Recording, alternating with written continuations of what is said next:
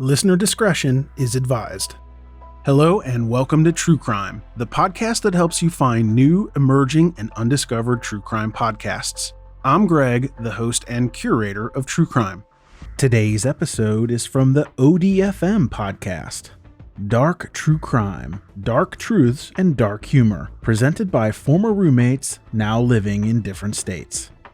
If you like today's episode, make sure to check out the episode description for links to subscribe. All right, let's get this show started. Begin. Darkcast Network. Indie pods with a dark side. Hi, this is Jenna. And this is Kelly. And you're listening to ODFM. This episode is One Detonation from Murder.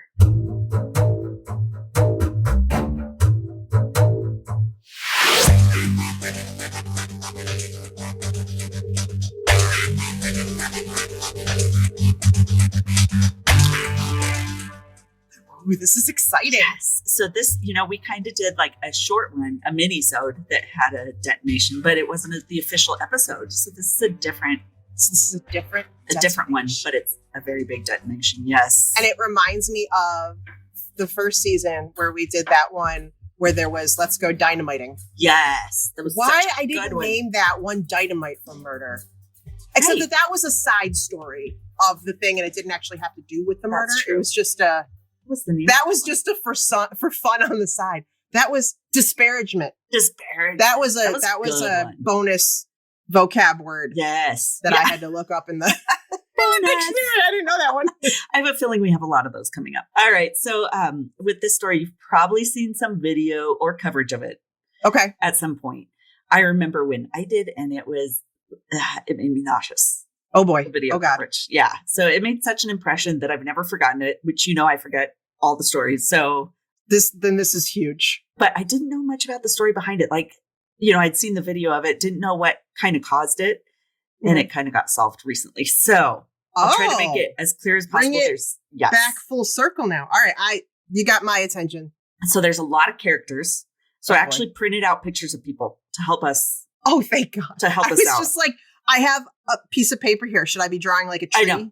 Yeah, maybe. Because it is like that. It's like you could have a poster board of how all these people relate back to it. So. Oh, wow. Okay. So we're starting out on August 28th of 2003. That feels like not that long ago. That feels very fresh. So a man walks into a PNC bank in Erie, Pennsylvania. He's got a bomb fastened around his neck and he's carrying a cane that's also a gun. Where does one get a cane that's also a gun? That's like spy shit. Exactly. He's calm. He's unhurried. He walks in. He actually stands in line for a little bit. And then he's like, I should probably go talk to him. Bomb on his neck? Right. And it's huge. And it's covered with a t-shirt a little bit. But I mean, it's obviously like this huge device on him. It's hard to miss. People probably thought he was like disabled in some way and they just were trying not to stare. Probably, actually. What I mean? They're just like, seriously. Don't look, Mom, what's the matter with that? Shh. We don't stare. We don't point and we don't stare. Yeah. So he's first standing in line. Then he's like, I better go up to the tellers. He waits. Yeah, he waited at first. So he goes up to the tellers, kind of sidesteps the queue, goes up to the tellers, hands him a note, and then he pulls a lollipop out and starts sucking on the lollipop at the teller desk. You know how they have the baskets? I was just going to say, he just takes one of their lollipops. Nice. And he's like, whatever, this is a normal day. Wow. He's awfully chill for something with an explosive device. Very chill, yeah.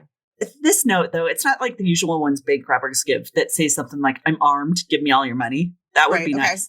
This note is like a very long-ass note. like legit 9 pages of rambling. Front and back. Sorry, I pulled a friend's. Sorry. But you had rambled on. For 9 pages. By the time we read this, the bomb's going to go off. So right, exactly. The time is of the essence here, people. But some of the pages are meant for the teller, some are for the police, and others were instruction for the bank robber guy himself. His own instructions were in there? Oh, okay. I'm so confused. Let's go. Okay. The note for the bank, it demanded $250,000 and said there's a limited time before this bomb goes off. So you need to get this done, basically. And I've already wasted 10 of them. Seriously, having 10 to read minutes this of it by note. having with the note, and I stood in line and I had a lollipop. I know. So instead of $250,000 because the bank manager wasn't there. This is during lunchtime.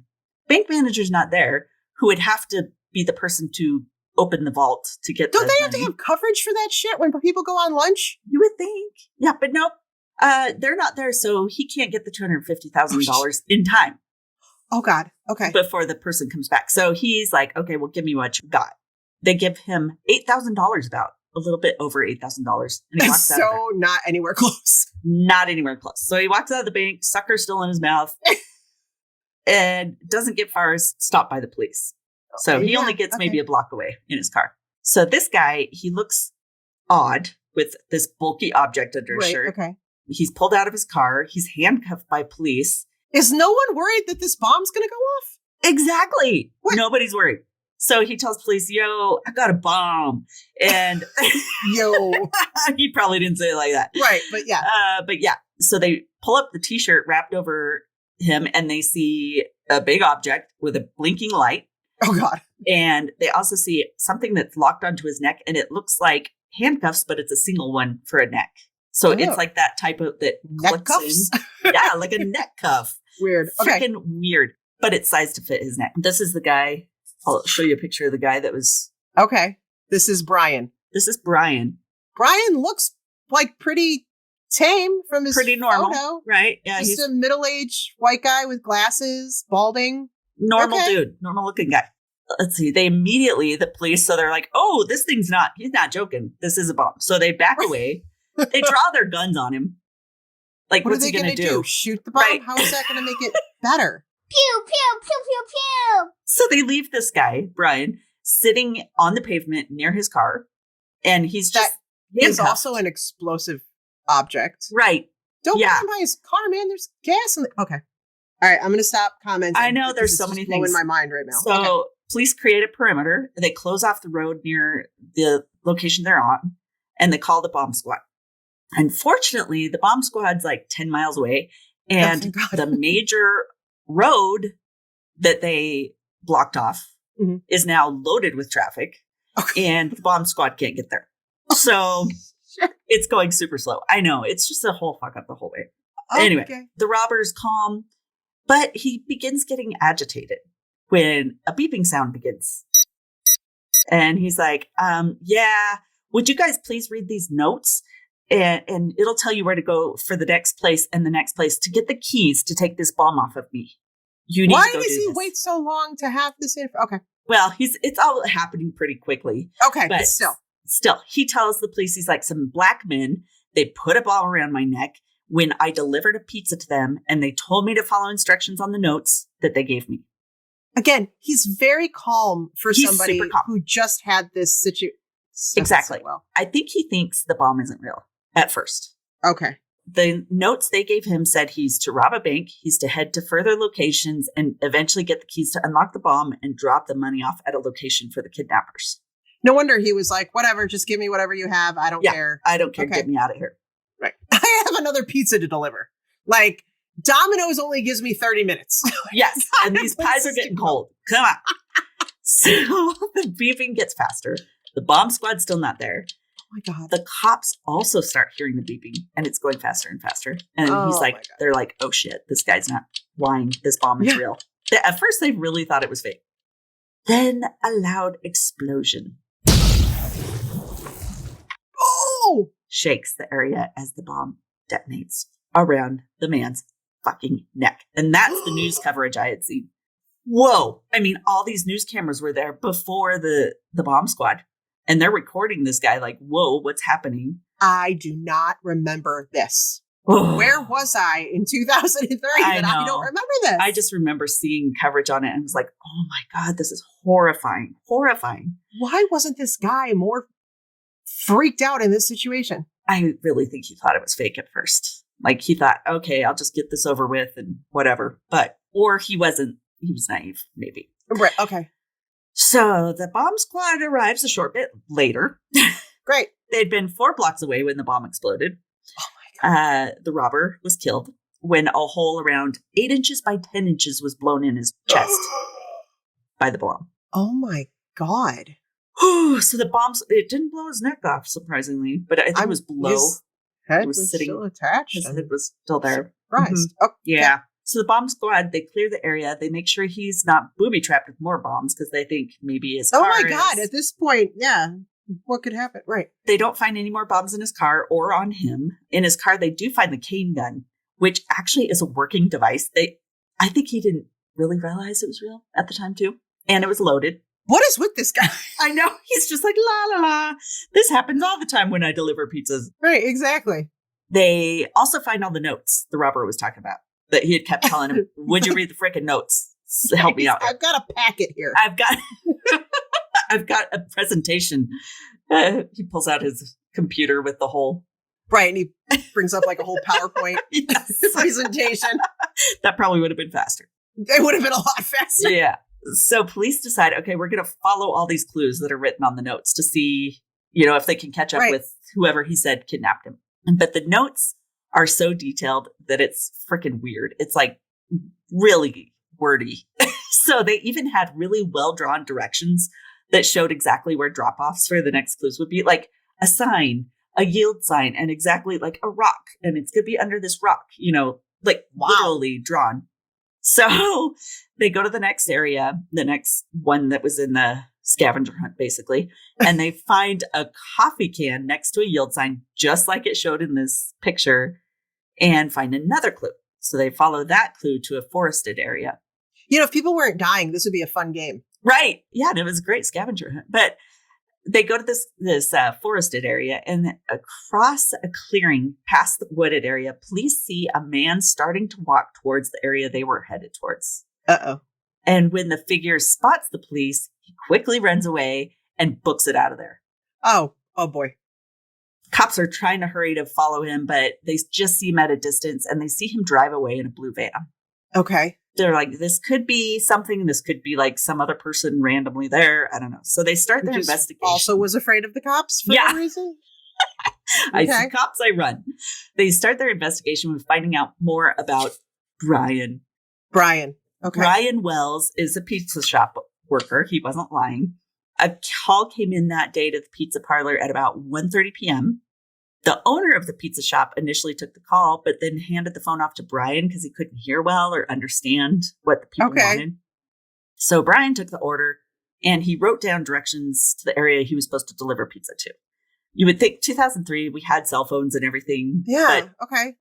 But the place he delivered the pizzas to was a remote area that just had a radio tower on it. It wasn't an actual address. So that's why he had to write out the directions. Because he's like, this has no address. Okay. Oh, okay. So he's going to deliver this pizza thinking maybe it's just a meetup. People are having fun out in the woods. I don't know.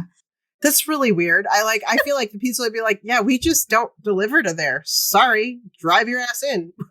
It's just this little mom and pop shop. Okay. So they're like, all right. Yeah. I think it was even called Mama Mia's or something. But, yes.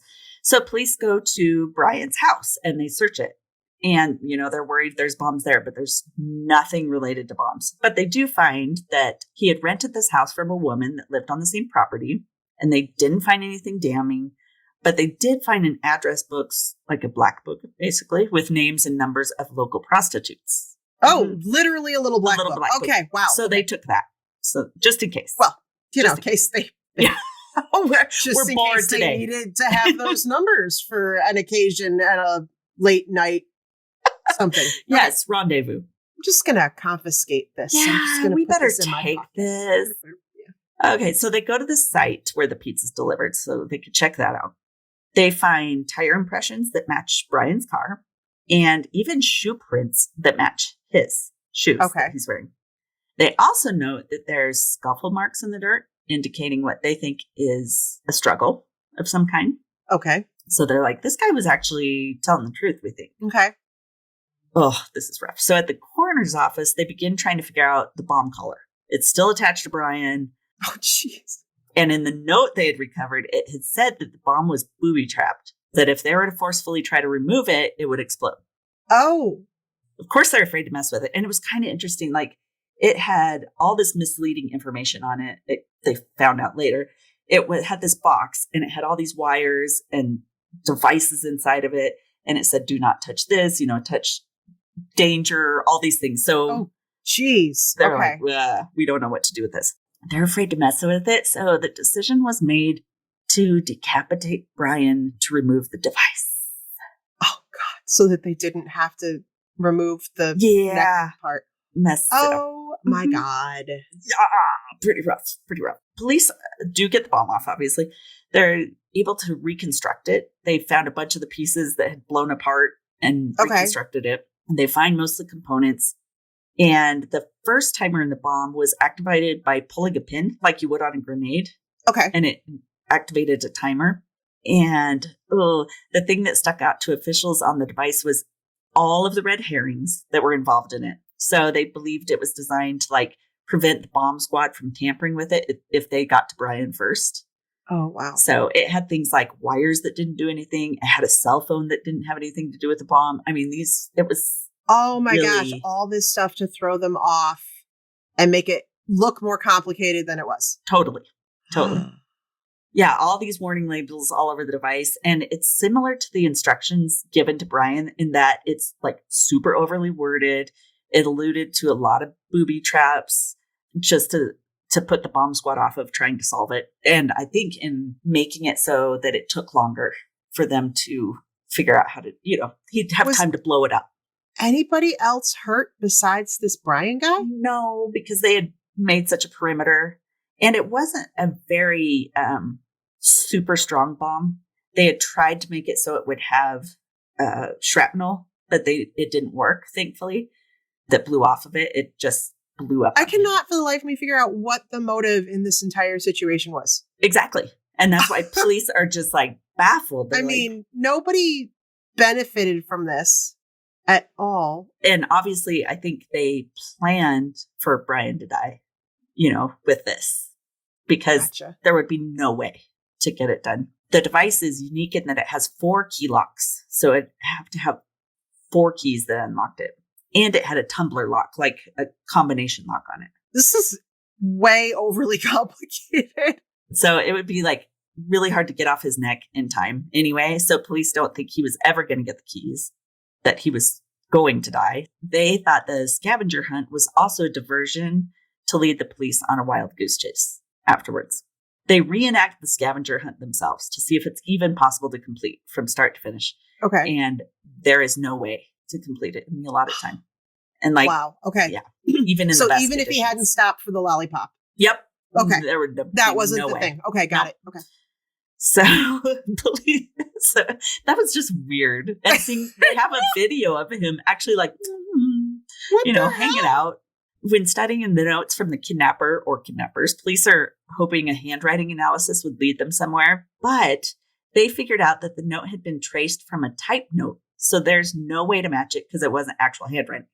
So they had the note typed out and they placed a piece of paper over the top of it and traced it. This fucking 9 pages. God, that's a lot of time too. It's so much work. But they did find that it had been done on a pad of paper.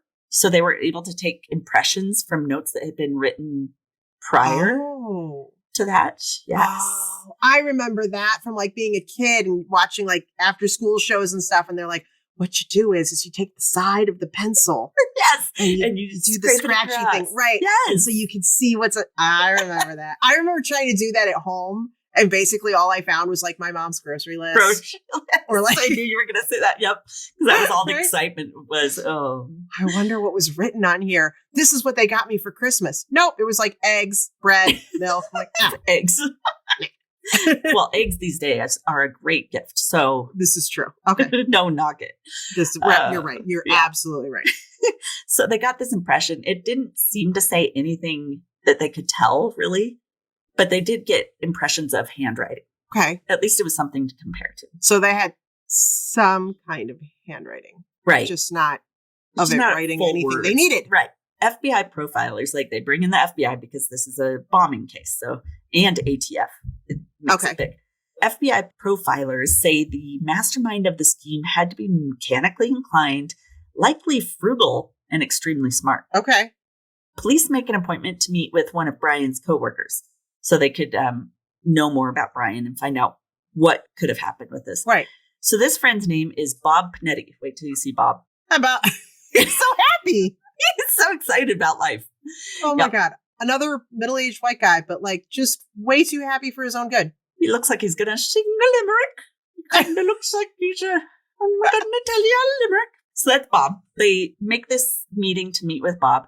However, he calls and reschedules with them for another day because they were going to meet him at the pizza parlor. Maybe he was too busy, whatever. We got a lot of orders today, guys. So many orders. We've got it. Yeah. So many radio towers. It gets weirder, though, because the day before their meeting, Bob is found unresponsive in his home. So this is just 3 days after Brian's death. And apparently right after Brian's death, Bob had become very paranoid that someone was coming for him. Did he scare himself into like like, is this some devious plot? After his autopsy, his death is ruled an accidental overdose, like a drug overdose. So police don't know if it's related to Brian's case or if it's a weird coincidence, or maybe he was so stressed by the event, he took a bunch of drugs. So they're considering 3 scenarios. One, that Brian committed the heist himself, but then why use a live bomb and risk killing yourself? 2, that he was abducted by others and told he had 55 minutes to rob a bank, get back with the money before the bomb goes off. Okay. 3, that Brian and Bob planned the robbery together, but then again, why a live bomb? This is all very strange. It's just very strange. They're just so confused. 3 weeks after Brian's death, police get this 911 call, and I have to play it for you because it's just so good. Okay. We love the 911 calls. Seriously.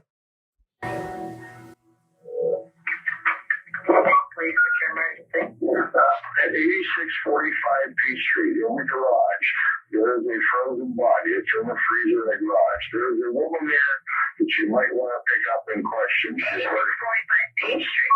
Yes. How do you know that? Yeah, I know. Who are you? I'm the guy who lives there. What is your name, sir? Phil Rothstein. Crazy, What? huh? I know. Wait. I'm a guy who lives there. Yeah. What? I know. What the hell? Frozen body. You want to talk to a woman that's there, but I'm the guy that lives there. I kind of want to talk to you too, man. Right. No, I need to know what you have to say. Right? Yeah, like, this is a big deal. What? There's a frozen body?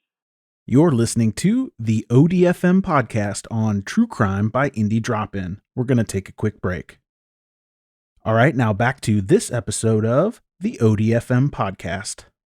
Okay, so it seems unrelated at this point, but police recognize the name of the caller, Bill Rothstein. What's his name? So here's Bill, Big Bill. There's Bill, another later in life. Yeah. White guy. Yep, in overalls. No, Bill. Police actually know Bill. They recognize that name.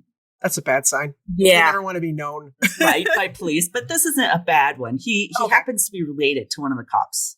Oh, okay. Through marriage. Bill says that the man in the freezer is an ex-boyfriend of Marge's that passed away. So Marge is a friend of his. Here's Marge. There's Marge. Where are Marge's eyebrows? Why does Marge have no eyebrows? That is so exciting that you noticed that. Yes. She looks well, because people without eyebrows look creepy. I'll explain that to you later. Yes, there is a reason. Okay, so she's a middle-aged white woman. She is another middle-aged white woman. None of these people are doing us any favors here. No. Okay. He had said, come to this house, come get this Marge in that recording. Yes. Okay. Yeah. He tells police that Marge is highly intelligent and manipulates people easily, and he's known her for something like 50 years. Oh, boy. And he says, Marge is bipolar. She's been asking him to put this frozen body that is in his freezer through a wood chipper. I need you to do me a favor. Exactly. Exactly. And they're like, what? How did you get this body? What are you talking about? What? It gets better. So coincidentally, this house is all this that is happening there is Bill's house. And it's just a short road from a short little pathway from the radio tower where Brian delivered the pizzas. Yeah. So police are like, what are the chances that these two incidents would occur within a month of each other? Right. In that same area. All very weird things. Very weird things. So police take Marjorie. So there's Marge again. They take, her full name is Marjorie Deal Armstrong. Okay. So they take her into custody. They bring Bill in for questioning. And Bill tells them that Marge had called him a while back and had asked him to help her get rid of a body. Bill has apparently always been a lifelong sucker for Marge. Like he will do since they were Really? young. Have you seen Marge? I don't understand. I'll have to find you a young picture of Marge because she was quite beautiful when she was young. Okay, so she just didn't age well. Also, yeah, you want to make someone ugly real fast? Yeah, take off their eyebrows. Okay, just yeah. Wow. Seriously, but he's still into her. So they had dated at one time, but they remained lifelong friends. Now they're both in their 70s, and it seems that anything Marge asks Bill to do, he'll do. That's not like come mow my lawn. Yeah. That's like put a body in a wood chipper. Why do you have a body? Why do you have the body, dude? He tells police that Marge had told him that she had killed her boyfriend, Jim. Let me show you Jim. There's Jim. Oh boy. That's a younger. He is a younger man. White guy. Mm-hmm. All right. Yeah. Nice beard-ish thing. Mm-hmm. Yeah. Goatee. Wait, hold it up taller. Oh, okay. Yeah. Jim. Right. He's not bad. He's okay. He's all right. Yeah. So she said she had told him that she killed her boyfriend, Jim, and that she needed his help to get rid of the body. He told police that Marge had killed Jim because he knew Marge was involved with bank heist and was going to turn her in. Oh. Yeah. I know of a recent bank heist. Yeah. Weird. There was one that just happened. Attempted. Yeah, exactly. Didn't go so well. He said he brought Jim's body back to his house. He wraps him in a tarp, tapes it all closed, and jams him into a freezer in his garage. And then calls 911 on himself and her? Yeah. Yeah. Why would he go? If he was just going to turn them in, why would he? He kept claiming he was afraid of her and that he thought she would try to implicate him somehow in it all. So he's kind of pushing himself into it. Implicating himself. I mean, like he already wrapped it up and oh my God. Mm-hmm.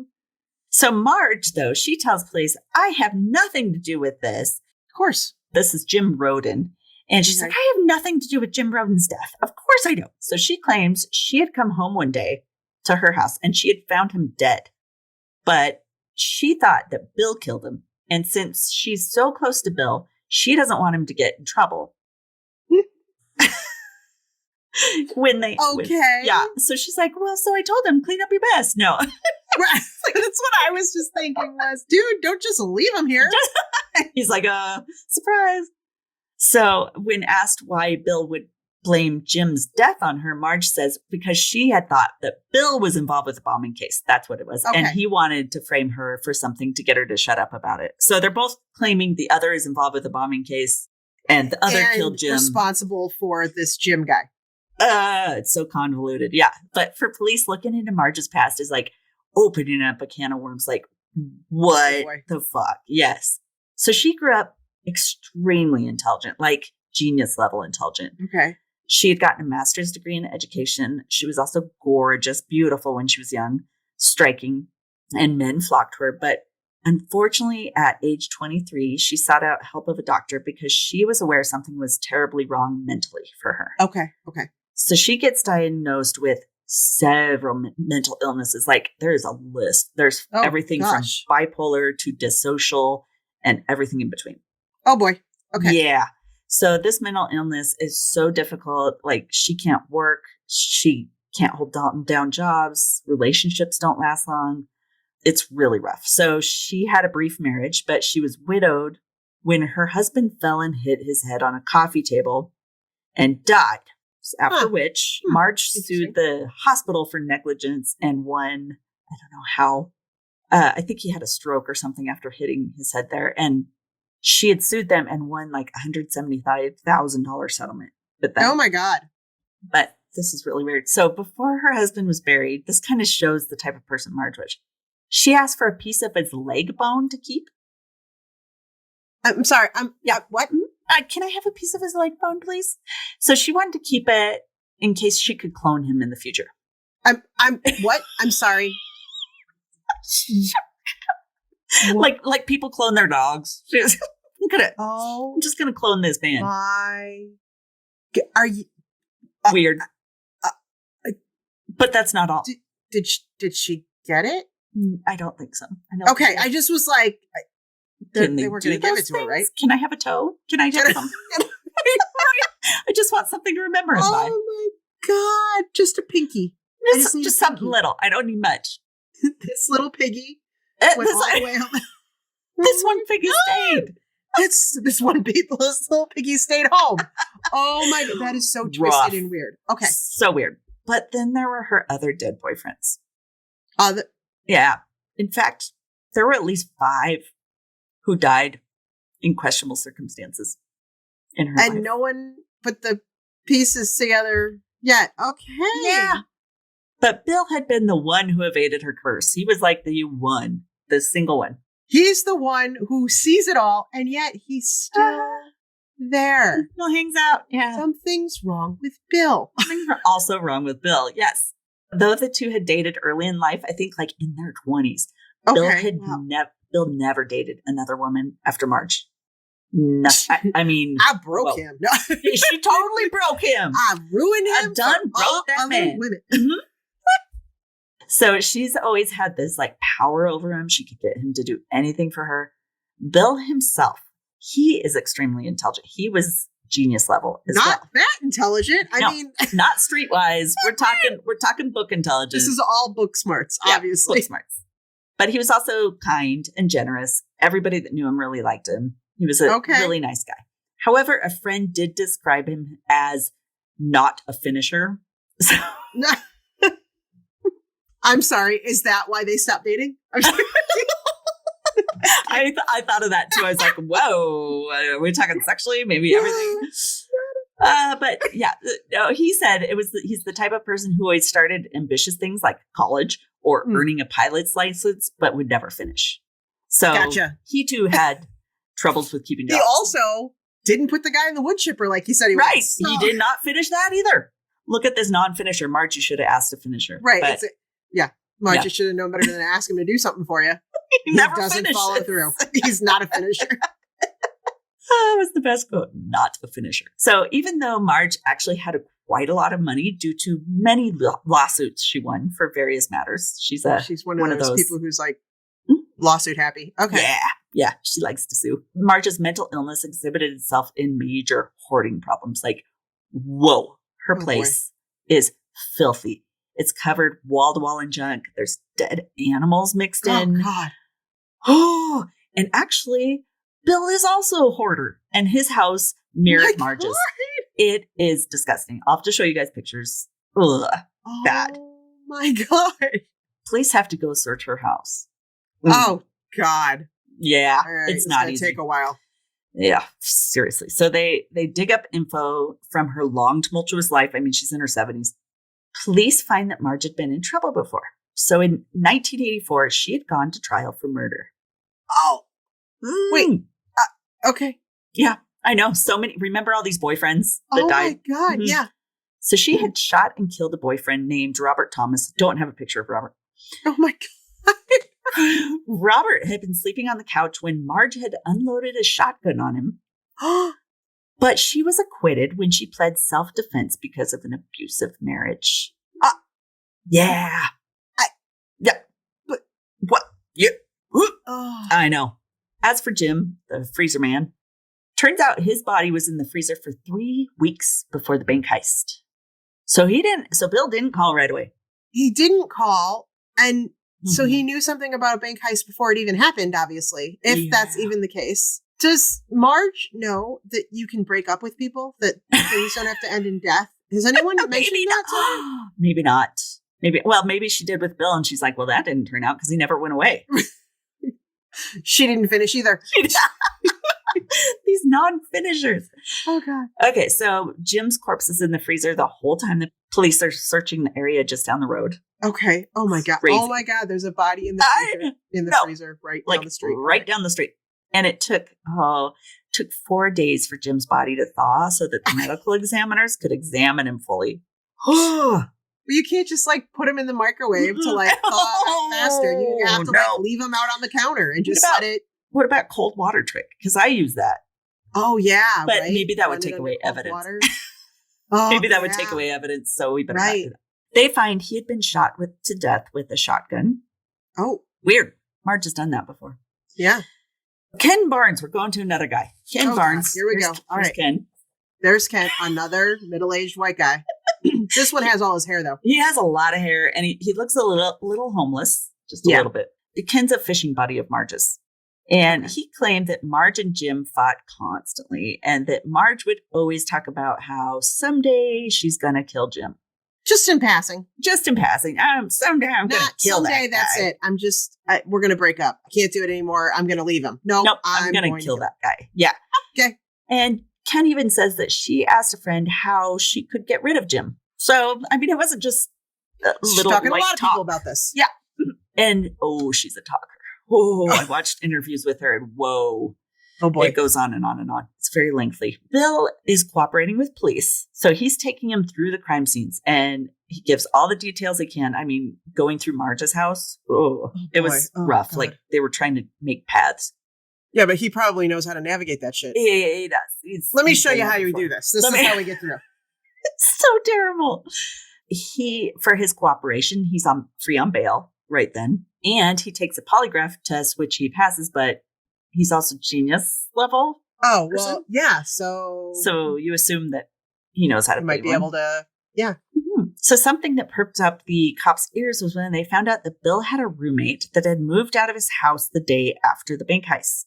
So this roommate, here's another guy, Floyd Stockton. And he actually looks pretty normal. Another white guy. Middle-aged white guy. So many white guys. Okay. And he actually looks kind of normal. Floyd. Okay. Floyd Stockton. Marge was actually the one who told police about him. Okay. And he had told her that he was fleeing town because there was too much heat near them because of the bombing case. So Floyd, this is the reason he felt there was too much heat on him, was he was living with Bill because he was on the run. He was wanted for a rape charge in another state. Oh my God. Police track him down easily, and they're wondering if he's involved with the bombing and robbery. However, they hit a dead end with him and Bill, and they're both cleared by the FBI. Oh boy. Okay. Although the state police very strongly feel that the both are likely involved in the heist. Okay. Oh boy. I know, it just is so convoluted. Marge goes to trial for Jim's murder, and Bill has cut a deal for cooperating. He only spends a few years in prison on misdemeanor charges of abusing a corpse. All I did was tie him up and put him in a freezer. Mm-hmm. So Marge always insists that Bill was involved in the bank heist, though. The FBI is very aware of how much Bill fits their profile of the heist mastermind. Okay. Like he fit to a T. They had a whole list and he fit every detail. Okay. Always keep an eye on him, hoping like he's going to brag to someone someday about it. Yeah. When Bill is hospitalized with terminal cancer, they jump at the chance that maybe he'll give a deathbed confession. Oh, okay. So they ask him if he has anything to do with Brian's death or the bank heist. Bill couldn't speak at this point, so he used his arm to spell the word no in the air. Oh. And he soon dies in the hospital. So that's all for that guy. Huh. Okay. People who knew Bill had speculated that he was the type of person who would really revel in leaving the police with an unsolvable mystery that would go down in history. So they said he would be the type who would never speak. Gotcha. So as for Marge, she does a sudden turnaround and confesses to shooting Jim. Okay. That was unexpected. Yeah, all of a sudden she says, we had a fight over another woman. So Marge gets a plea deal because she's able to claim insanity, which, my God. Legit. Okay. So she's paroled after a couple years. Marge also claims knowledge about the bank heist and agrees to speak about it if she can get legal help. She ends up actually getting herself back on the radar with the FBI because she says. So. Way to go, Marge. Yeah, good job, Marge. Again, book smart, not street smart. For real. So when she had been arrested for Jim's murder, the police had moved all of her belongings to storage, like all. They had to rent an entire one of those used storages. Just the whole, seriously. So the FBI goes to sift through the piles and piles of junk. They come across an angry letter Marge had written to a bank. And the bank manager had let Marge's dad empty out his safety deposit box with valuables belonging to her. And she was super angry about it. Oh. And the bank she was very angry at was PNC Bank. Oh. The same one that Brian had robbed. That's interesting. Kind of makes her look suspicious. She says that Bill was the mastermind of the heist, who had wanted the money to settle some money disagreements with his siblings over his estate. Another detail she gives is that Bill had a blue van that he had towed away immediately after the heist and then had it towed back after he'd been cleared by the FBI. So that information hadn't been released to the public. The blue van. Oh, the blue van that other weird guy that they saw in the field took off in. That hadn't been released. The FBI decides to start completely over with all the evidence they had collected. You're listening to the ODFM podcast on True Crime by Indie Drop-In. We're going to take a quick break. All right, now back to this episode of the ODFM podcast. So in the walkthrough video of Bill's house, they watch this video again, Okay.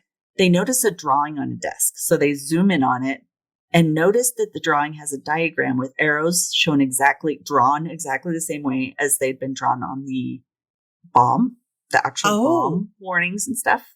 And another lifelong friend of Bill's is asked to look at the heist notes with the impression on them. With the handwriting. Yeah. And he's like, yeah, that's for sure Bill's handwriting. They think that Bill masterminded the scavenger hunt, though Marge always insisted she had nothing to do with the heist. There's a witness that came forward, and they'd seen Marge driving around the scavenger hunt area that day.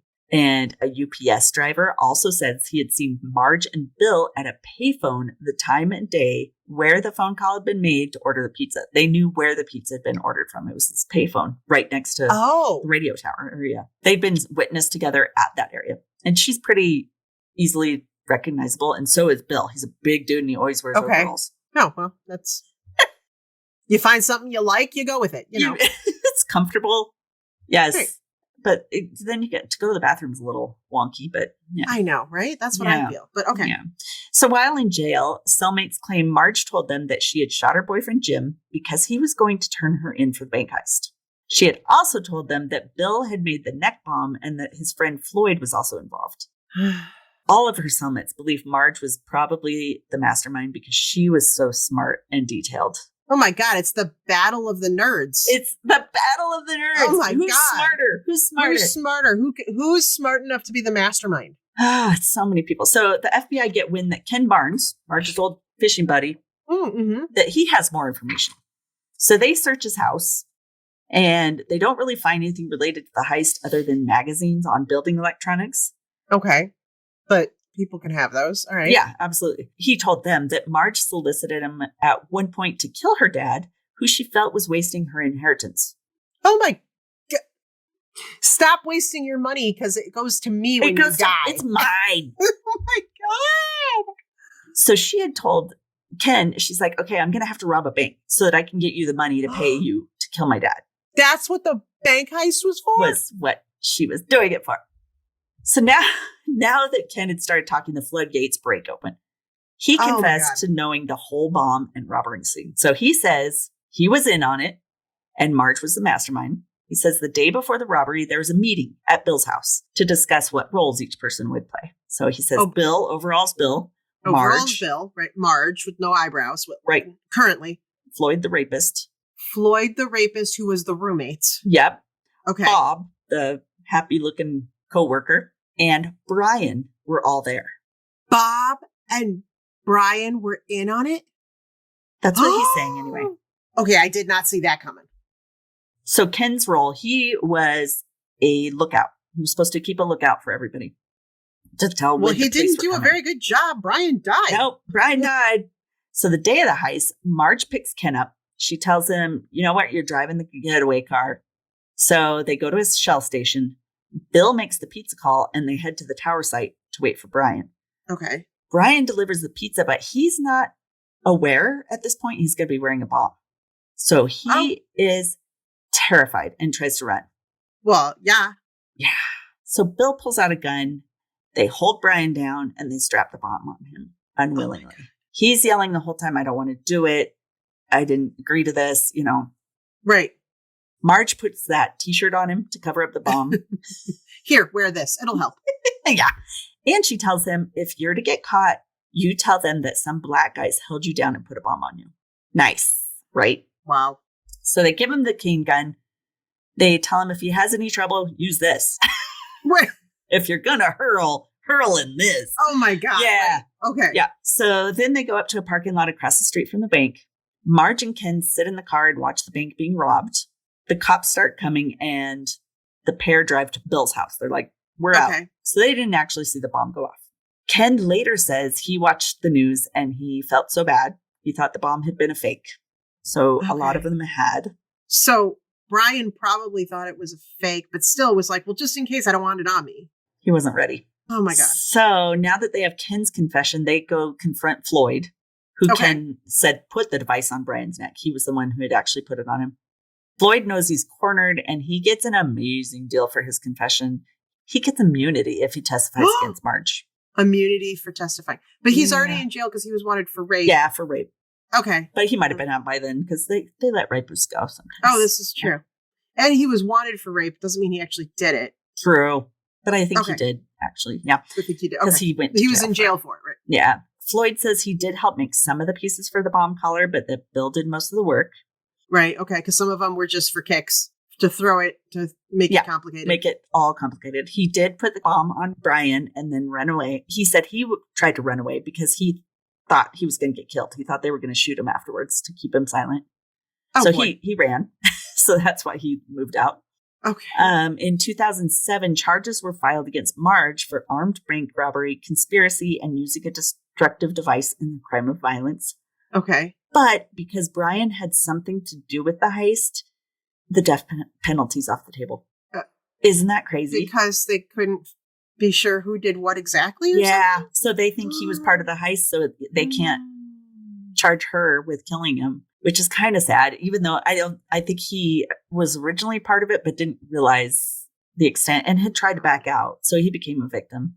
Oh my God. Marge was found mentally competent to stand trial. Okay. And she was found guilty and was serving 30 years plus. Oh, no, life plus 30 years. Wow. Wow. But Marge always insisted she had nothing to do with the heist, and she died of cancer in 2017.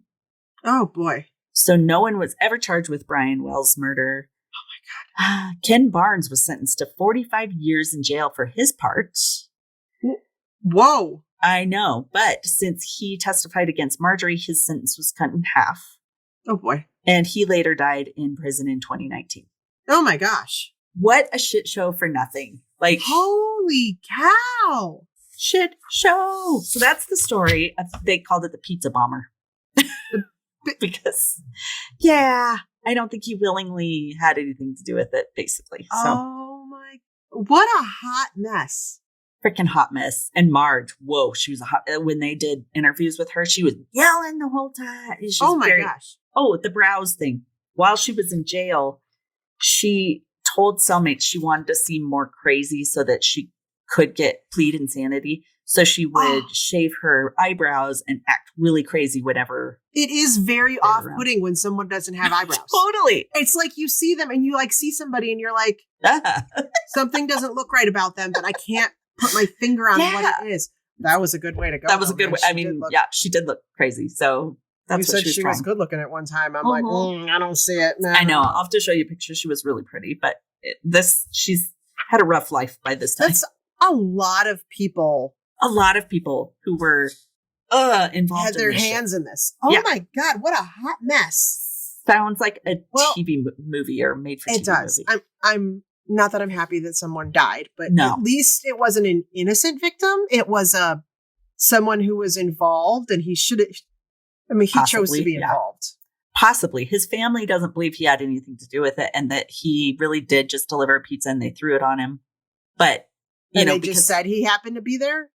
Yeah, I think that, and Marjorie's smart enough. She knew that if you said that they were involved, you can't get the death penalty. So who knows? Oh, wow. Okay. Yeah. Who knows? Gosh. I know. One detonation. Mm-hmm. Oh my God. That was a hot mess of a story. I know. Crazy. I will try to share the video too, but very sad. Dang, that is one hell of a way to kick off season 10, man. Seriously. Well, and that's why I had to bring all the pictures, because otherwise all the different names. I needed that to help me with the fate. I needed that to help me keep the names straight, because I had like an image in my head of who they were. Right. And that's how it helps me too. So I wish I could flash it on the podcast, but you guys might have to wait until we put the pictures on social media. Definitely. I'm sorry we can't flash you on a podcast. we can try. my gosh. If you do, I might play the video on mine. I would never do that to us. No evidence. All right. No evidence. Yeah. Can't do that. Did you want to hear the sources? Oh gosh, yes. Amazing story. Okay. So the main one, you'll have to watch this. It's like a 3-part series, I think. Maybe a 4-part series called Evil Genius, the true story of America's most diabolical bank heist in 2018.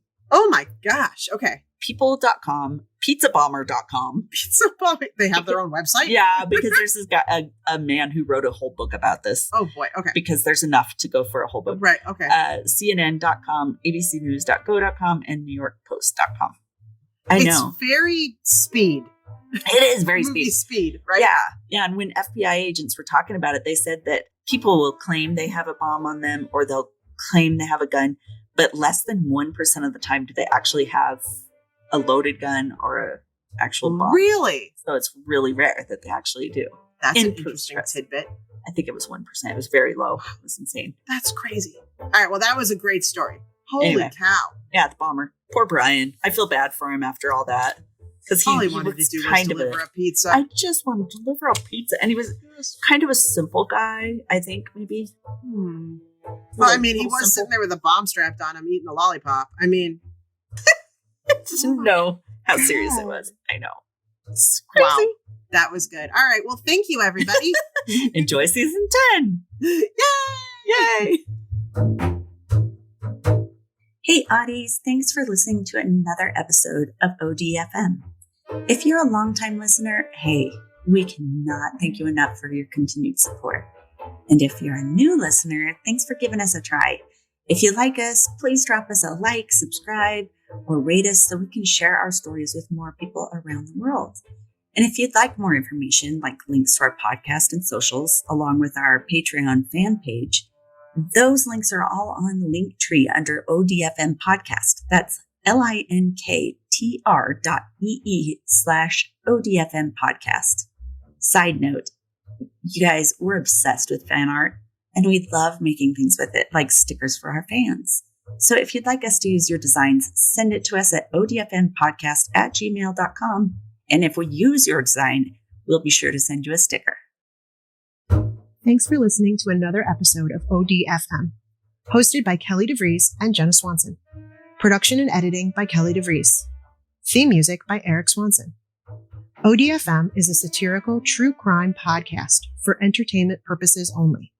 The stories you hear are serious and true. The comments and opinions are not. We apologize if any of our content is harmful or disrespectful.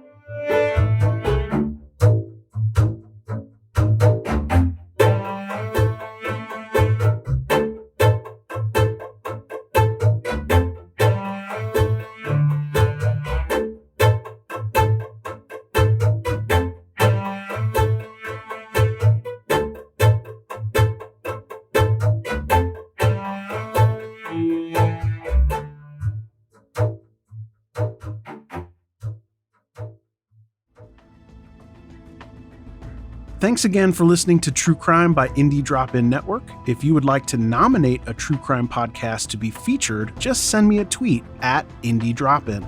I'd also love to hear if one of our featured podcasts is now your favorite show.